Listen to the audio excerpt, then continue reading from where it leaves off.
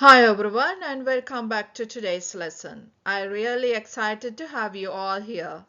Today we are going to dive into a very important topic in economics, that's scarcity. Scarcity, as it is known as the fundamental problem in economics. Scarcity is something that affects every country, every business, and every one of us. So let's explore why our wants are unlimited, but the resources we have limited, and how this shapes the choices we make in our lives and our economy.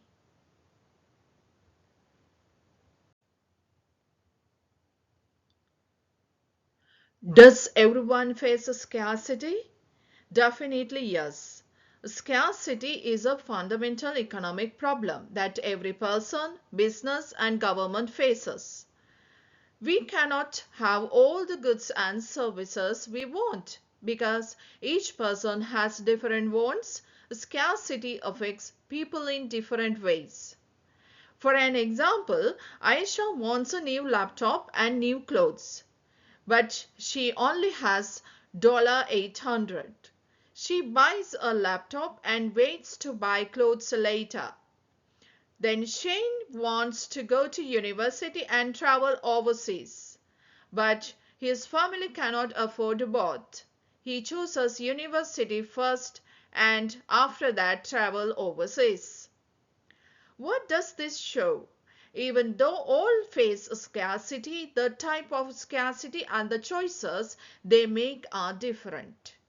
Why is this important in economics? Because of a scarcity of people, business and governments must make decisions rationally. So everyone faces a scarcity because wants are greater than available resources.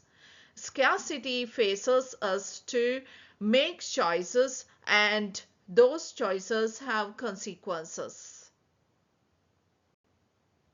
Many students assume that rich people don't face scarcity because they have lots of money.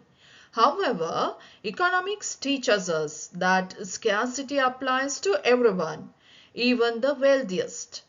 We often think rich people have everything or they can buy anything they want. But the reality is the rich people also face scarcity because their income and resources are still limited. They cannot buy everything in the world at once. They must make choices just like everyone else. The 24-hour constraints, that is, there is one form of scarcity no one can escape. We all have 24 hours in a day. Even billionaires have choose should they spend time with family, should they attend a business meeting, or should they travel, exercise, or sleep. They cannot do everything at the same time because time is a scarce resource. Scarcity is not only about money, it is about limited resources. Whether rich or poor, everyone must make choices because no one can have everything they want at the same time.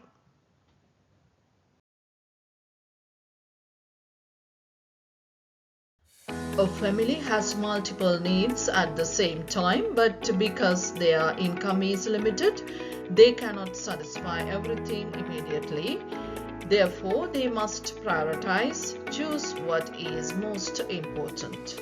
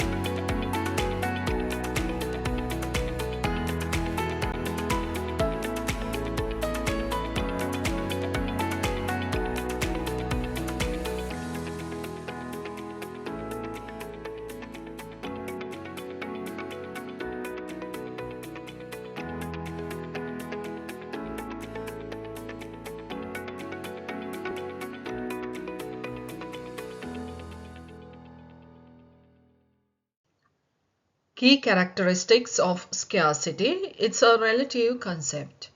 This is a crucial point that students often misunderstand. Scarcity doesn't mean resources are completely absent or that we have zero of something. Instead, resources are considered scarce only in comparison to unlimited human wants.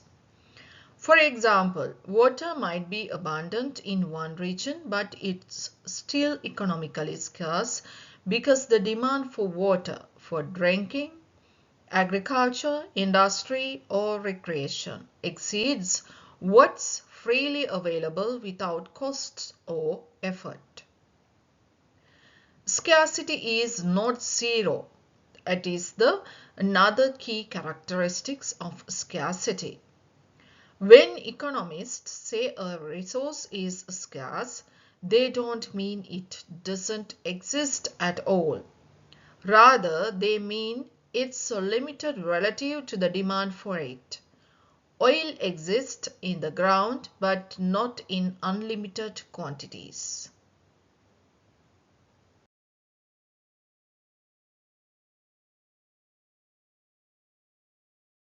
This video demonstrates how even essential natural resources can become severely limited.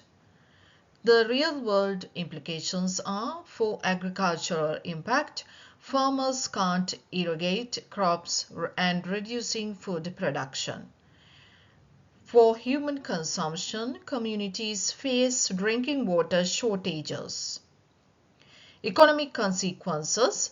Industries depend on water, such as agriculture, manufacturing, energy, must compete for limited supplies. Competing wants. Multiple users, such as households, farms, factories, ecosystems, all want the scarce water resource.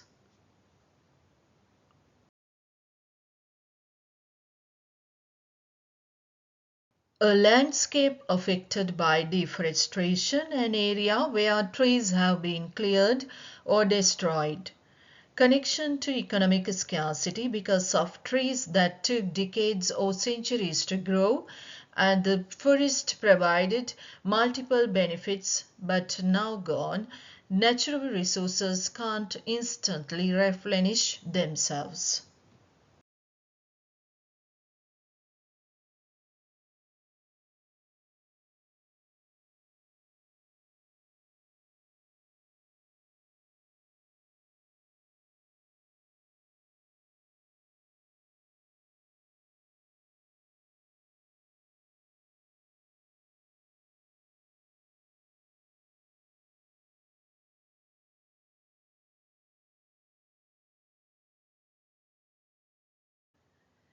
Resources have alternative uses. A single scarce resource can be used for many different purposes. This is crucial to understanding why scarcity creates economic problems. If each resource could only be used one way, there would be no choice to make. But in reality, most resources are versatile. They have multiple potential applications. For example, labor can be employed in healthcare, education, manufacturing, or entertainment. Another example, a plot of land, one plot of land that could become a factory, a farm, a playground. This demonstrates that the same resource has competing uses. Each use serves different wants and benefits different groups. A choice must be made because of it can't be all three. One alternative must be selected. This is where economics become essential. Since the land cannot simultaneously be a factory, farm, and playground, society must choose. Wants must be prioritized. We must subjectively decide which wants should be fulfilled first. This is perhaps the most challenging aspects of economics. Since we can't satisfy all wants, we must rank them by importance.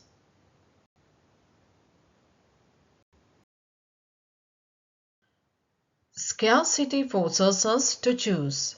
Limited resources have alternative uses, so we have not everything.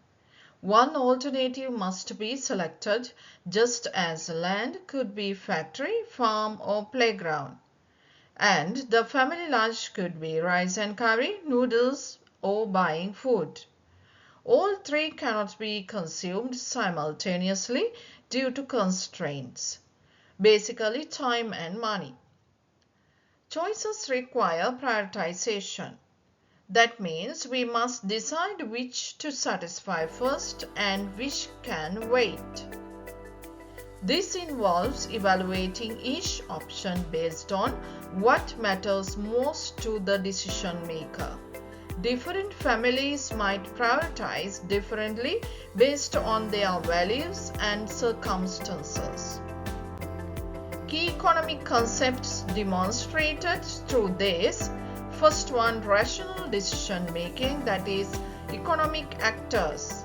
That means the family weigh cost and benefits to maximize their satisfaction given constraints. Second one, opportunity cost, that is the value of what you give up when making a choice. Here the opportunity cost of rice and curry is the time saved by choosing noodles. Next one, subjective value. That means different decision makers might choose differently. A busy professional might choose to buy food. A health conscious person chooses rice and curry. A student on a tight schedule might choose noodles.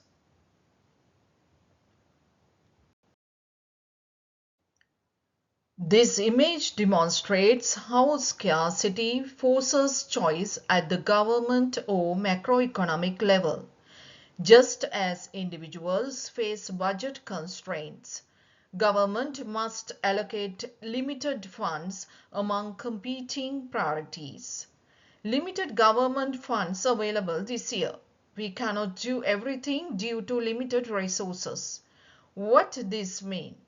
Government tax revenue is finite. Public demands and needs exceed available funds. Choices must be made about which programs to fund. Some worthy projects will be delayed or unfunded. This is scarcity at the national level, the same fundamental problem individuals face, but with broader social implications.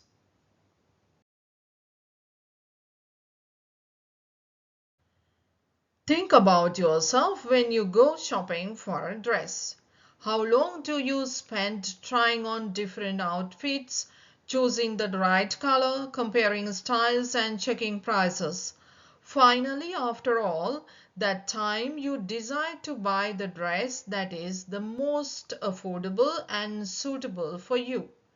This simple experience shows how each of us must make choices because we cannot have everything. And that idea is at the heart of today's lesson on scarcity.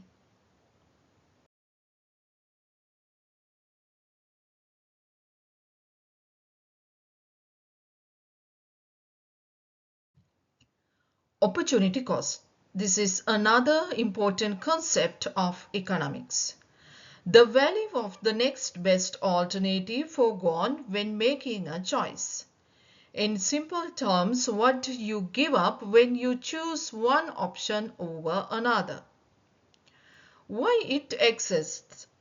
Because of scarcity. We can't have everything. When we choose one thing, we must give up something else. The value of what we give up is the opportunity cost. Key points to remember. It's about the next best option. That is, not all the other options, just the second best one you didn't choose. Next one, every choice has an opportunity cost. Choosing means sacrificing something else. Another one, it's measured in value. That is, what that alternative was worth to you. That means could be money, time, or satisfaction. There is simple example. Your choice. There are two choices. Study for 2 hours or watch Netflix for 2 hours. If you choose to study, your opportunity cost equal enjoyment or relaxation from Netflix. If you choose Netflix, your opportunity cost is better exam grades from studying. The opportunity cost is whatever you valued most from the option you didn't choose. Opportunity cost equal value of next best alternative you didn't choose. The true nature of opportunity cost. First one, a real concept, not a financial one. Opportunity cost is about real value, not just money. That means opportunity cost measures the true value of what you give up.